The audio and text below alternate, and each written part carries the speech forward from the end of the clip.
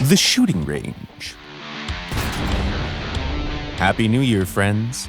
Thank you for spending the holidays with us. That's the reason why we continue our work for you non-stop. Good luck in 2022. We wish you and your close ones the best, and that all wars will only happen in games. Bruce is still undergoing treatment for COVID, so it's still me, Andrew, subbing for him. Let's hope he'll make a full recovery soon.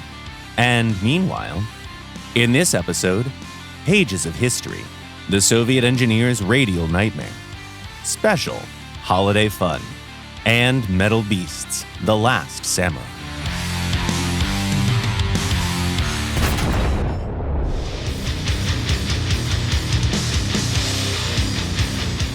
Please welcome the long-awaited new vehicle, the top Japanese MBT, the Type 10.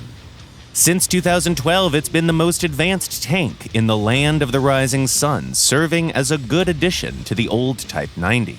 Let's see what this Last Samurai offers us. Its main weapon is a two-plane stabilized 120mm gun with elevation angles between -7 and +10 degrees. An autoloader installed in the turret rear provides a high reload rate. The rest of the ammo is situated next to the driver.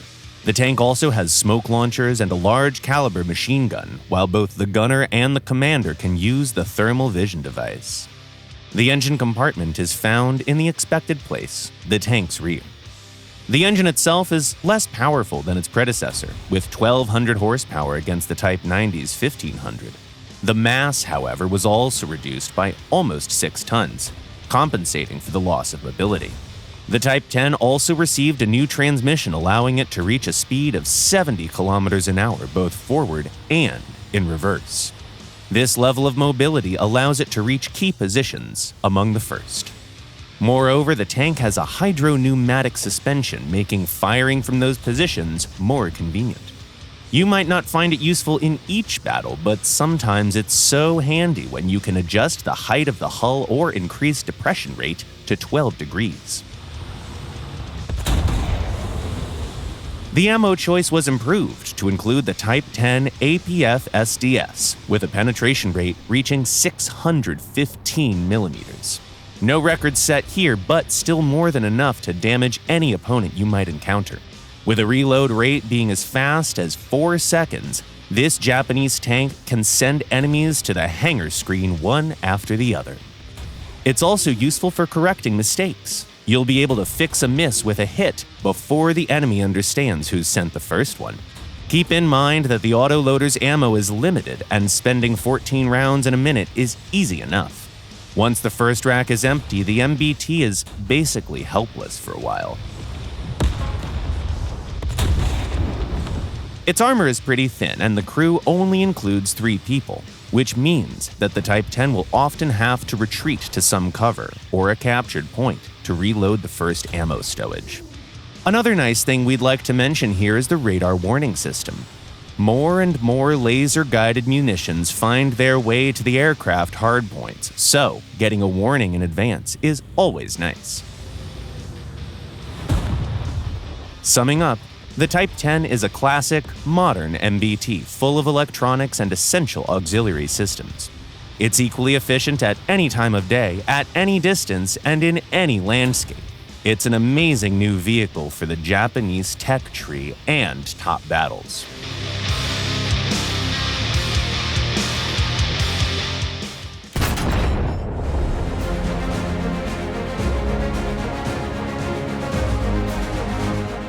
It was a true nightmare. The Red Army Air Forces demanded hundreds and thousands of 14-cylinder radial engines, the M87, and its more powerful modification, the M88. But the engineering team headed by Sergei Tumansky could not polish them up fast enough. The thing is, these engines weren't even some kind of local reverse engineering product. They were a licensed version of a very successful French engine made by Gnome Aeron. The production process was streamlined, all flaws were fixed, and the whole process was supervised by French specialists, and the engines still wouldn't work properly. On December 15, 1938, came devastating news. Valery Chkalov died while piloting a prototype of the I-180 with the M88 engine. 1.5 years prior to that, he and his team had performed the first non-stop flight from Moscow to Vancouver across the North Pole. The worst part of the news for the engineers was that the cause of the crash was an engine malfunction. More than that, the Army was sending waves of complaints. We can't fly our DB-3s, they're all rusting on the ground. Bearings are burning, pistons are all scuffed, the coking is so bad it needs chiseling, and the oil has so much metal in it, it needs straining. The filters are bursting with dirt. On September 5th of the next year, another test pilot, Thomas Suzy, crashed in another I-180, which put an end to this promising Polikarpov machine. The competition for a close-range bomber for the Army was under threat of failure. The engineers were probably wondering, why did it work for the French but not for us? Is this land cursed or something? And it wasn't just them who couldn't make it work. A team from the Siberian city of Perm, headed by Arkady Shvetsov, had the exact same difficulties. Here's a 9-cylinder M62 engine. It worked great on the I-15 and I-16, but once they put these cylinders in a checked pattern into a 14-cylinder crankcase, all kinds of issues would spring up. It was so disastrous that the Soviet aviation engineers felt fearful and superstitious about radial engines. The truth was, it didn't work for the French either, or the Americans, or the Japanese. It's just that the Soviet Union felt the effects more seriously. We aren't certain if this rumor is true, but there is some data indicating that the USSR managed to get their hands on a couple of Gnome Aeron engines, to get their hands on a couple of original Gnome Aeron engines, only to learn that they didn't work properly either. Same issues. The reason for that was complex. The climate was different, the airfields had inferior equipment, and local mechanics had lower skills. But the main problem had to do with oil. Not just some particular oil, but rather the whole Soviet oil industry, especially the part that supplied aviation. Engine, transmission, hydraulic oils had such a low quality that mechanics had to warm it up by hanging buckets of it over a bonfire before putting it into systems. This oil wouldn't work on French engines with their high stroke-to-bore ratio. That is, when the diameter of the piston is lower than the stroke length.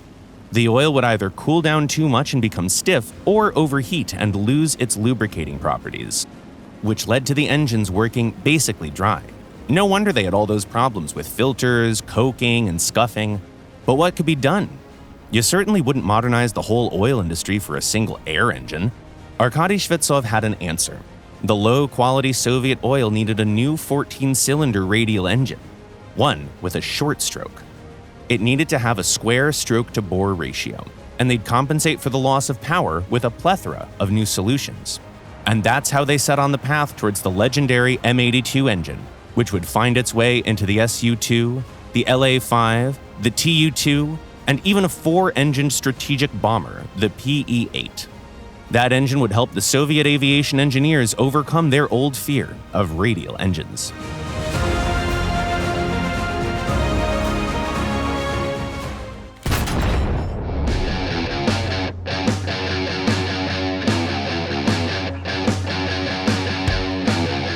Today, we have something special for you. There will be no new mechanics, vehicles, or maps. We won't even talk about the classic playing modes. Today, our crew wants to share a few fun things they like to do to relax between shooting sessions. It's perfect when you want to get into that holiday mood and hang out with your friends a little. They're pretty easy to organize since all you have to do is create a session in Battles, then Custom Battles. Well, what are you waiting for? Let's go. We'll start with a jumping session in the coal heaps on the abandoned factory map. And the best vehicle for this is the Japanese Type 93 SPAA. It has enough speed in arcade mode to jump on some hangars. There's no point in doing that in a real battle, so that's why we're having fun in a custom one.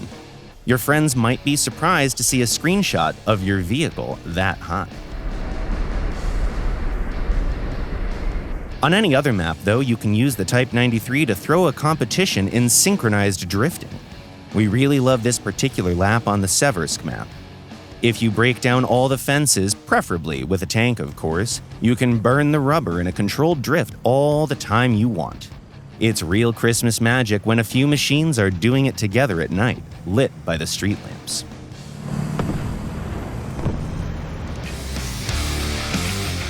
However, our favorite asphalt is found on the cargo port location. We've even created a track of our own featuring nice little curves and long high-speed turns. Right down the route, start with the railway in square E3.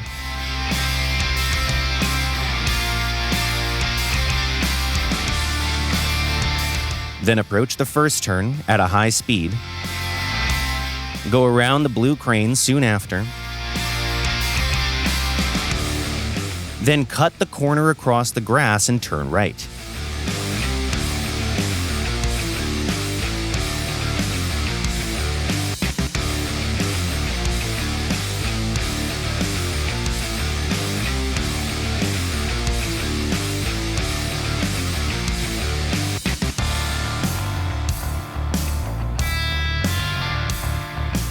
Speed up on a long straightaway and slide sideways into the narrow slit between the building and the containers.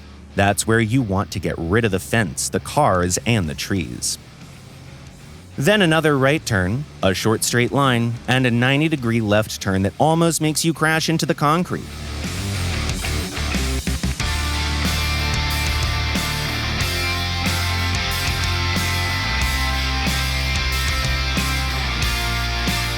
Now a wide right turn and a quick steer to squeeze between the truck and the fence.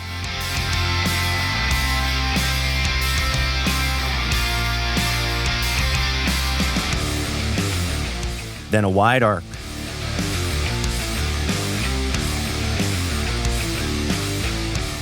Crossing the road and going left around the building.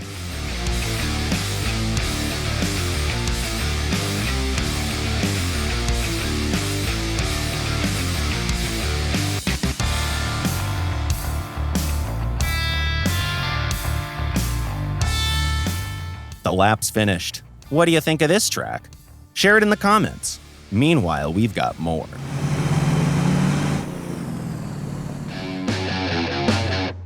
Pretty recently, we were testing the ground shaping mechanic and used the scoops to draw something on the ground. We bet you did that too. So, among all the drawings, we once created a field to play tic-tac-toe. Drawing a cross wasn't a problem with the scoop, but creating a round circle with it turned out to be tricky. The solution came out of the blue. Literally. You see, the update introduced bomb craters as well, and guided bombs can give you craters right where you need them.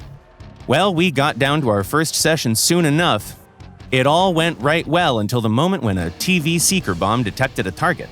Suffice to say, the plane won that round. And now our funniest and the most impressive game is, of course, rocking the Italian R3 on some tow cables under the bridge.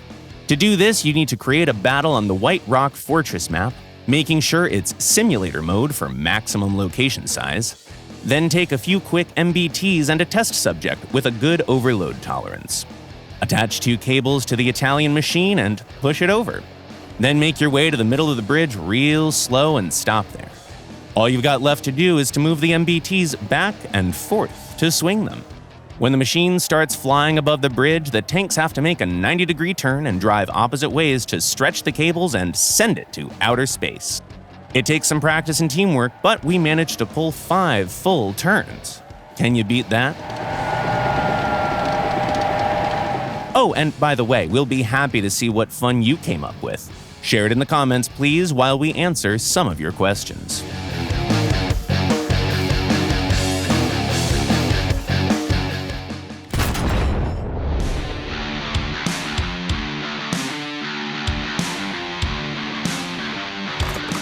The first question was sent by a player called Simone Anaclario. How does the CDAM-25 radar work? Hello, Simone. This SPOG has an optical tracker. It can't detect targets on its own, but it can lock onto them just fine. Its main advantage is giving the enemy no radiation to trigger their RWR, which means that they won't know you're there before you open fire. Ailey Suchinen asks, will the F-82 remain in flight if the other pilot gets killed? Hi there. Yes, the F-82 has double controls like in real life, so any pilot can fly the plane even if the other one is unconscious. Another question comes from Joaquin El Taif. What's the difference between the Jaguar GR1 and the Jaguar GR1A? Hi, Joaquin. The GR-1A modification has stronger engines, laser-guided bombs, and a thermal vision pod. Its battle rating is higher, though.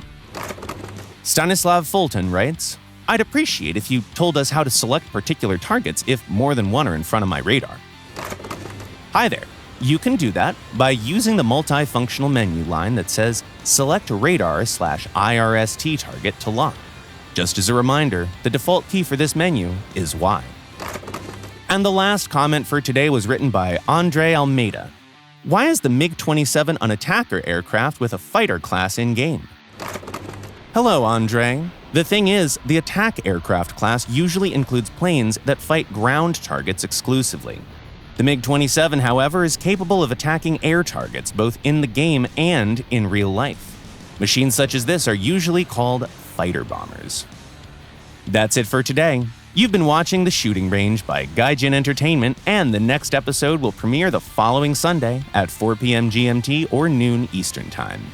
Subscribe and click the bell if you don't want to miss our next videos.